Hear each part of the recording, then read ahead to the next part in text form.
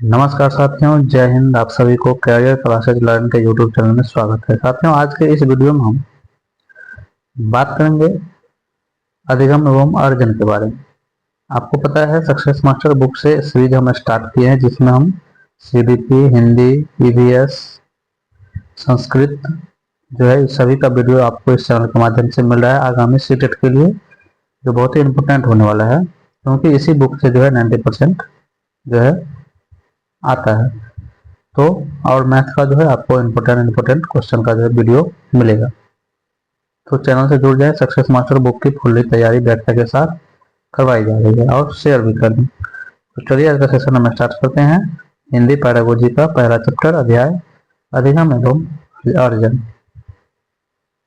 इस चैप्टर से जो है आपको हर एक साल जो है 3 से 4 क्वेश्चन आता ही आता है, चाहे सीडीपी पैडागोजी में हो, चाहे ईवीएस में हो, चाहे हिंदी में हो, चाहे मैथ के पैडागोजी में, ये आता ही आता है। ठीक है, इसलिए ये पढ़ना बहुत ही जरूरी है।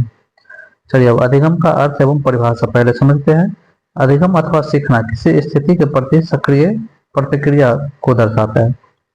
यानी अधिगम जो है निष्क्रिय नहीं होता, ये सक्रिय होता है। जब हम एक्टिव रहते हैं, किसी चीज सीखने के लिए, कोई चीज सीखने के लिए तत्पर होंगे, एक्टिव होंगे, तभी जाकर हम कोई चीज सीखते हैं। यही चीज यहाँ बता रहा है कि अधिगम तथा सीखना जो है किसी स्थिति के प्रति सक्रिय प्रतिक्रिया को दर्शाता है। यह एक ऐसी प्रतिक्रिया है जो जीवन पर्यटन चलती रहती है एवं जिसके द्वारा हम ज्ञान अर्जित करते हैं। ठीक है, जीवन पर्यटन चलती है अधिगम, इसके द्वारा हम जो विभिन्न तरह के अनुभव ज्ञान को अर्जित करते हैं। ऋषि महोदय कहते हैं कि सीखना हम उस अनुभव को कहते हैं जिसके द्वारा हमारे व्यवहार में परिवर्तन होता है तथा हमारे व्यवहार में नई दिशा मिलती है।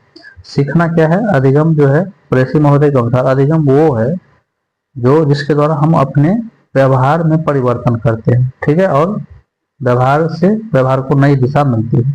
जब तक व्यवहार में परिवर्तन नहीं होगा वो अधिगम नहीं होगा। ठीक है, वैसे भी अधिगम जो है व्यवहार में परिवर्तन ही है, अस्थायी परिवर्तन है। ठीक है, और अस्थायी परिवर्तन अधिगम नहीं होता है। अस्थायी परिवर्तन जो होता है वो क्या होता है? अधिगम होता है। अब देख लीजिए, अधिगम व्यक्तित्व के सर्वांगीण विकास में सहायक होता है। इसके द्वारा जीवन के लक्ष्यों को प्राप्त करने में सहायता मिलती है। अधिगम क्या है? व्यक्ति के सर्वांगीण विकास में सहायक होता है। ठीक है, सभी तरह के विकास में जो है, शारीरिक विकास हो, मानसिक विकास हो, संज्ञानात्मक विकास हो, ठीक है, भावात्मक हो, संवेगात्मक हो, सभी में ये मदद करता है। अब देखिए, रटकर विषय वस्तु को याद करने को अधिगम नहीं कहा जा सकता। ठीक है, रटकर आप जो याद कर रहे हैं वो अस्थायी नहीं होगा, वो आप भूल जाइएगा, विस्मृत हो जाएगा। इसलिए रटकर जो याद कर रहे हैं विषय वस्तु को, वो अधिगम नहीं है, कहीं से भी अधिगम नहीं है। यदि छात्र किसी विषय वस्तु को ज्ञान के आधार पर कुछ परिवर्तन करने एवं उत्पादन करके करने अर्थात ज्ञान का व्यवहारिक प्रयोग करने में सक्षम हो गया हो, तभी उसके सीखने की प्रक्रिया को अधिगम के अंतर्गत रखा जा सकता है। समझ गए इसको? यानी कि विषय वस्तु के ज्ञान के आधार पर कुछ परिवर्तन करने एवं उत्पादन करने अर्थात ज्ञान का व्यवहारिक प्रयोग करने में सक्षम हो गया हो, तभी उसके सीखने की प्रक्रिया को अधिगम के अंतर्गत रखा जा सकता है। यानी अधिगम क्या है? जो है व्यवहार में परिवर्तन है। ऊपर में ऋषि महोदय कहे हैं अधिगम क्या है? हमारे व्यवहार में परिवर्तन है, जिसके द्वारा हम जो है क्या करते हैं? ज्ञान को व्यवहारिक प्रयोग में लाते हैं, अपने प्रतिदिन के प्रयोग में लाते हैं। ठीक है, तो ये रटकर जो हम याद करते हैं, सीखते हैं, वो अधिगम नहीं। चलिए अधिगम के प्रकार देख लेते हैं अब। क्रियात्मक अधिगम यानी मोटर लर्निंग। क्रियात्मक अधिगम में सीखने के लिए क्रियाओं के स्वरूप और क्रियाओं की गति पर ध्यान दिया जाता है। यानी कि क्रियात्मक मोटर अधिगम इसमें जाता है। क्रियात्मक, पहले क्रियात्मक विकास समझ लिए। क्रियात्मक विकास में हमारे शरीर, मांसपेशी और तंत्रिकाओं का जो है मेल से जो हम कार्य करते हैं, जो हमारी कार्य क्षमता को दिखाता है, क्रियात्मक अधिगम, क्रियात्मक विकास। ठीक है, उसी में क्रियात्मक अधिगम में क्या होता है कि शरीर की गतिविधियों के अभ्यास के द्वारा जो भी हम सीखते हैं वही क्रियात्मक अधिगम होता है। ठीक है, सीधा सीधा समझिए, शरीर के गतिविधियों के अभ्यास के द्वारा जो भी चीज हम सीखते हैं और बेहतर बनाते हैं, वो क्या है? क्रियात्मक अधिगम। जब हम क्या करते हैं, हाथ पैर से, शरीर या मांसपेशियों का उपयोग करके सीखते हैं, तो वो जो है क्या है? हमारा क्रियात्मक अधिगम। यहाँ पर देख लीजिए, प्रारंभिक बाल्यावस्था में हम अनेक प्रकार के गतिवाही कौशलों को अर्जित करते हैं। जैसे उदाहरण में देख लीजिए, बाल्यावस्था में बाल्यावस्था में किसी वस्तु तक पहुंचने यानी पहुंचते हैं जब, तो क्या करते हैं, अपने शरीर और मांसपेशियों के सहारा से जाते हैं, उसे पहचानने या समझने आदि का जो है काम करना, बिना किसी सहारे के खड़े होना या चलने का प्रयास करना आदि साधारण गतिवाही क्रियाओं को सीखा जाता है। यानी इसमें सीधा सीधा समझ लीजिए कि हम जो है हम अपने हाथ पैर या शरीर की मांसपेशियों का उपयोग करके जो कौशल सीखते हैं वही क्रियात्मक अधिगम होता है। जैसे आसान भाषा में इसको लीजिए, जैसे करते करते सीखना, यानी करते करते सीखना, जैसे साइकिल चलाना, ठीक है, साइकिल चलाना, उसके बाद लिखना, ठीक है, गेंद फेंकना, ये सब जो है नृत्य करना, नृत्य का ये सब क्या है, क्रियात्मक अधिगम में आता है, जिसमें हमारे शरीर के मांसपेशियों का उपयोग होता है। ठीक है, जैसे बच्चा जो है, इसमें देख लीजिए, ऐसे भी समझ सकते हैं कि अगर कोई बच्चा जो है पहली बार लिखना सीख रहा है तो वो आरा तिरछा टेढ़ा मेढ़ा लिखेगा, लेकिन बार बार अभ्यास करता है तो लिखावट क्या होता है, उसका साफ हो जाता है, मांसपेशियों पर नियंत्रण हो जाता है। ठीक है, तब जो है अभ्यास बेहतर होता है। चलिए अब देखते हैं शाब्दिक या वाचिक अधिगम, वर्बल लर्निंग। शाब्दिक या वाचिक अधिगम या सीखने में संकेतों, चित्रों, शब्दों, अंकों आदि के माध्यम से सीखना होता है। यानी कि वर्बल लर्निंग में हम जो है किससे सीखते हैं, सुनकर, बोलकर, पढ़कर, लिखकर सीखते हैं। ठीक है, यही है, चित्रों के माध्यम से, संकेतों के माध्यम से, शब्दों, अंकों, इसके माध्यम से हम सीखते हैं। इस प्रकार के सीखने में सार्थक और निरर्थक दोनों ही प्रकार की सामग्री का प्रयोग किया जाता है। यानी कि जब हम सीखते हैं, जैसे सुनकर, पढ़कर, लिखकर, बोलकर, इसमें सार्थक और निरर्थक दोनों तरह की सामग्री सीखते हैं, दोनों तरह की चीजें सीखते हैं। इस प्रकार शाब्दिक या वाचिक अधिगम में धीरे धीरे सरल समस्याओं के समाधान से क्रमशः जटिल समस्याओं का समाधान करना तथा वैज्ञानिक आविष्कार, यंत्रों और उपकरणों के निर्माण आदि का शिक्षण होता है। यानी कि शाब्दिक अधिगम में हम सबसे पहले क्या करते हैं, बेसिक चीजें सीखते हैं। ठीक है, उसके बाद जो है वो चीजें बेसिक जो है अगर अस्थायी हो गया तब हम आगे जो है वो चीज हमारे काम आता है, जैसे वैज्ञानिक आविष्कार में काम आता है, यंत्रों उपकरणों के खोज में, ये सभी चीजें काम आता है। तो ये सरल से जटिल की ओर चलता है। ठीक है, कोई भी चीज जैसे कविता याद करना, ठीक है, सरल से जटिल की ओर ये चलता है। यानी जब हम सुनकर, बोलकर, पढ़कर, लिखकर सीखते हैं तो वही क्या है, वर्बल रीजनिंग है, जो आगे हमें काम आता है। चलिए आगे देख लीजिए, वह विचारात्मक अधिगम। विचारात्मक अधिगम में व्यक्ति समाज में दैनिक जीवन अनुभवों को देखकर या सुनकर एवं उस पर विचार करके जो कुछ भी सीखता है वह विचारात्मक अधिगम के अंतर्गत आता है। यानी कि कंसेप्चुअल रीजनिंग में विचारात्मक अधिगम में व्यक्ति जो है समाज में दैनिक जीवन का जो कार्य करता है उसको देख करके, सुन करके उस पर जो है विचार करता है और तब जाकर कुछ सीखता है, वही उसका विचारात्मक अधिगम। विचार करके सीखना, सोच विचार करके सीखना, तर्क वितर्क करके सीखना, वह विचारात्मक अधिगम के अंतर्गत है। इस अधिगम में मनुष्य अपने शारीरिक क्षमताओं की अपेक्षा मानसिक क्षमताओं का प्रयोग करता है। विचारात्मक अधिगम में जो है आदमी क्या करता है, अपनी बौद्धिक क्षमता का प्रयोग करता है, बुद्धि का प्रयोग करता है। ठीक है, वही विचारात्मक अधिगम हुआ, यानी कि अपनी सोच विचार के अनुसार कोई चीज सीखना, किसी पर चीज पर निर्णय लेना, विचार करके जो है अपने दैनिक जीवन के अनुभवों से सीखता है।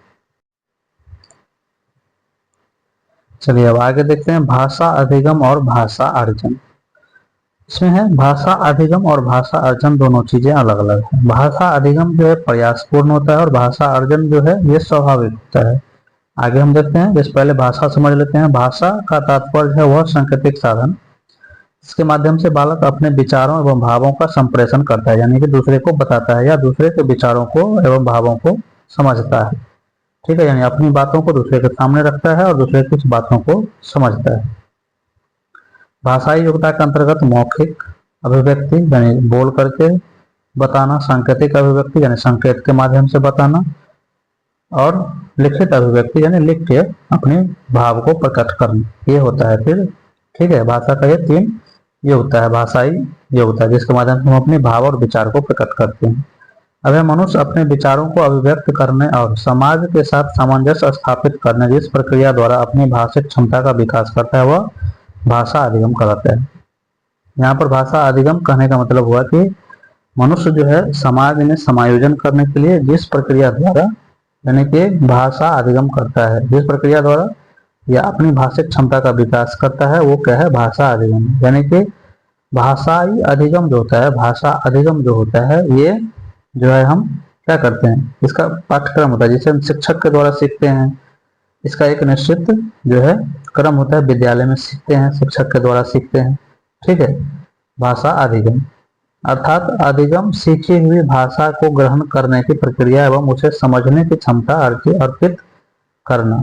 सीखी हुई भाषा को जो है ग्रहण करना और करने की प्रक्रिया एवं उसे समझने की क्षमता अर्पित करना था।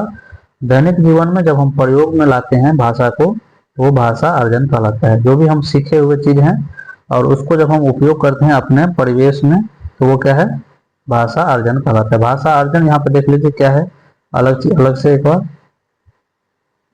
भाषा अर्जन अनुकरण द्वारा होता है। क्या होता है, अनुकरण द्वारा होता है। जैसे हम परिवेश में सीखते हैं, अपने माता पिता से, अपने दोस्तों से सीखते हैं। बालक अपने वातावरण में जिस प्रकार लोगों को बोलते हुए सुनता है, लिखते हुए देखता है, उसे ही अनुकरण द्वारा सीखने का प्रयास करता है। ठीक है, तो भाषा अर्जन जो होता है ये स्वाभाविक होता है और भाषा अधिगम जो होता है ये प्रयासपूर्ण होता है। ठीक है, अभी हम इसको पढ़ा रहे हैं, फिर इसको नोट्स के माध्यम से भी एक बार हम इसको पढ़ाएंगे।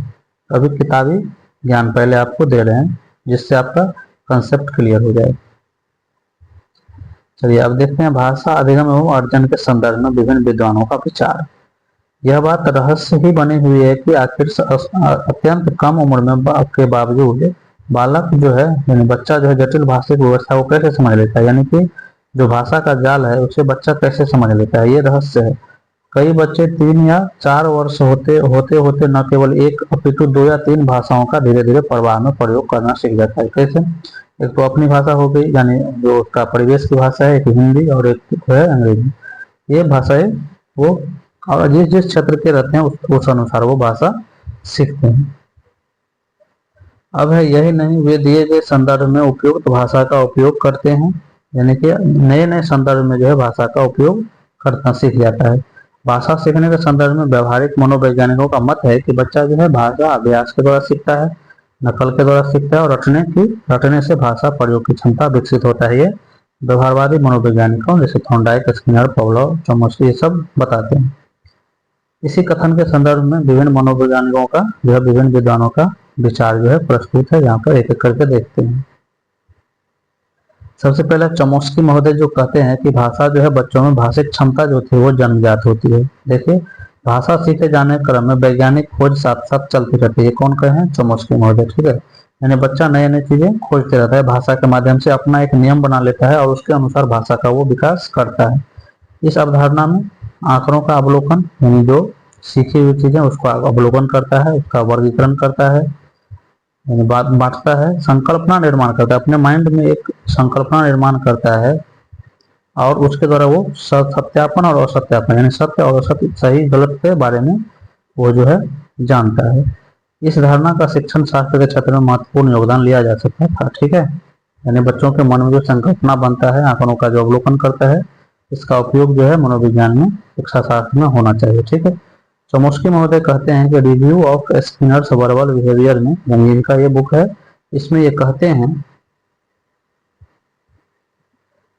वो उनका मत है कि अपने मत के स्पष्ट करते हुए उन्होंने कहा है कि बच्चों में भाषिक क्षमता क्या होती है, जन्मजात होती है। ठीक है, बच्चों में क्या होता है, भाषिक क्षमता जो होती है वो जन्मजात होती है। चलिए पियाजे के अनुसार देखते हैं। पियाजे महोदय कहते हैं कि भाषा अन्य संज्ञानात्मक तंत्रों की भांति परिवेश के साथ अंतः क्रिया के माध्यम से विकसित होती है। यानी भाषा जो होता है वो परिवेश में बच्चे अंतः क्रिया के माध्यम से सीखता है, अपने वातावरण में सीखता है। ठीक है, उसका मानना था कि बच्चे संज्ञानात्मक विकास के पूर्व ऑपरेशनल यानी पूर्व संक्रियात्मक, कन्वर्ट ऑपरेशन, मूर्त संक्रियात्मक और फॉर्मल ऑपरेशन, अमूर्त संक्रियात्मक कहिए या औपचारिक संक्रियात्मक, ये चरणों से गुजरते हैं। बच्चा जो भाषिक क्षमता होता है वो 3 स्टेज से गुजरता है। ये पियाजे महोदय कहते हैं। इस तीनों स्टेज को हम जब पियाजे के बारे में पढ़ेंगे अगले वीडियो में, सीडीपी के 5वां चैप्टर जो कि चालू होने ही वाला है, क्योंकि 4 चैप्टर खत्म हो चुके हैं, उसमें हम इसको पूरी डिटेल से हम पढ़ेंगे। अब देख लीजिए वो कहते हैं उनके अनुसार यानी पियाजे के अनुसार ज्ञान तंत्र जो है सेंसरों तथा मोटर मैकेनिज्म के माध्यम से निर्मित होता है। यानी ज्ञान तंत्र जो होता है बच्चों के संवेदी पेशी जो उसका जो है अंग है, जैसे हमारा जो है संवेदी पेशी अंग आपको पता है कि जो सेंसर मोटर जो होता है संवेदी पेशी अंग 5 होता है, आंख, नाक, कान, जीभ और त्वचा। इन्हीं संवेदी पेशी अंग के द्वारा जो बच्चा जो क्या करता है सभी चीजें कोई भी भाषा वो सीखता है, कुछ भी चीजें वो सीखता है। ठीक है, अब देख लीजिए जिसमें बच्चा आत्मसातीकरण और समायोजन के माध्यम से कई रूपरेखाएं बनाता है। आत्मसातीकरण और समायोजन के माध्यम से, आत्मसातीकरण यानी कि नई जानकारी को पुरानी सोच में फिट करना। आत्मसातीकरण वो होता है जो हमारी पुरानी जानकारी होता है, और नई जानकारी जब हम नया चीज देखते हैं और उसको पुराने जानकारी के अनुसार बोलते हैं तो वो क्या है आत्मसातीकरण है। जैसे एक बच्चा है जो पहले कुत्ता को जानता है, ठीक है, जानता है कि 4 पैर जिसका होता है वो कुत्ता होता है क्योंकि कुत्ता को वो देखा है। अब पहली बार उसके सामने क्या होता है कि बिल्ली आ जाता है तो वो देख करके उसे भी क्या करता है कुत्ता बोल देता है। तो ये क्या हो गया आत्मसातीकरण, यानी पूर्व ज्ञान को ज्यों कहता हूँ प्रयोग करना नई जानकारी में। अगर आप भी देख लीजिए, अगर आप भी आत्मसातीकरण का प्रयोग करते हैं, जब आप कहीं पे अगर आप नल को जानते हैं कि नल जो है दाहिने साइड घुमाया जाता है तो वो उसमें पानी गिरता है, लेकिन आप कहीं पर अगर नए जगह गए स्टेशन पर गए आप देखते हैं हाथ से दबाने वाला रहता है तो उसे क्या करते हैं आप कि उसी तरह से घुमाने का पहले प्रयास करते हैं, तो वो आत्मसातीकरण है। ठीक है, जब आप घुमाए उस नल को तो इसका मतलब आप पूर्व ज्ञान को जब कहते वहां पे प्रयोग किए, तो वो क्या हो गया आपका आत्मसातीकरण। लेकिन समायोजन होता है जब उस चीज में हम नई जानकारी में बदलाव करते हैं। नई जानकारी आने पर हम अपनी पुरानी जानकारी में क्या कर देते हैं सोच को बदल देते हैं। जब हमें कोई बता देता है कि नहीं इसको दाब करके, या आप खुद से करके देखते हैं 1-2 बार तो देखते हैं कि नहीं दाबने से पानी आता है, तो आप अपनी सोच में परिवर्तन कर लेते हैं, बदलाव कर लेते हैं। और जानवर के सापेक्ष में समझिए, जब एक बच्चा को कोई आदमी बता देता है कि नहीं ये बिल्ली नहीं कुत्ता है, तब वो अपने जो स्कीमा होता है बच्चे के स्कीमा में वो बदलाव कर लेता है। तो जब बदलाव कर लेता है तो वो क्या होता है समायोजन होता है। ठीक है, जब एक बच्चा होता है क्या होता है गेंद गेंद देखता है, गेंद किसी भी चीज गोल चीज को वो देखता है कि गेंद है। एक संतरा भी जब उसके पास पहली बार आता है तो वो संतरा को गेंद बोल देता है। ठीक है, तो यही जो है जब गेंद बोलता है तो संतरा को तो वो क्या होता है आत्मसातीकरण, और जब उसमें बदलाव आ जाता है कोई बोल देता है कि नहीं ये गेंद नहीं संतरा है खाने की चीजें हैं, तो वो उसमें अपने स्कीमा में बदलाव कर लेता है। तो बदलाव जहाँ पे होगा वो समायोजन होगा, और ज्यों करते हो प्रयोग होगा वो आत्मसातीकरण होगा। ठीक है, तो बच्चे इसी के माध्यम से ज्यादातर चीजें भाषा जो है सीखता है। चलिए अब आगे देख लीजिए, वाइगोत्स्की के अनुसार बच्चों की भाषा समाज के साथ संपर्क का परिणाम है। पियाजे महोदय का कहना है कि वातावरण में अंतःक्रिया करके सीखता है, और वाइगोत्स्की महोदय कहते हैं समाज में अपनी संस्कृति में अंतःक्रिया करके बच्चा सामूहिक रूप से सीखता है। यहाँ पे बच्चे जो है भाषा समाज के साथ संपर्क का परिणाम है। साथ ही बच्चा अपनी भाषा के विकास के दौरान 2 प्रकार की बोली बोलता है, पहला आत्मकेंद्रित और दूसरा सामान्य। आत्मकेंद्रित मतलब अपने आप से बात करना, ठीक है, आत्मकेंद्रित मतलब खुद के लिए भाषा का प्रयोग करना, इसमें जो है बच्चा अपने बारे में सोचता है। दूसरी जो है सामाजिक, सामाजिकृत भाषा में वो दूसरे के बारे में सोचता है, दूसरों से बातें करता है।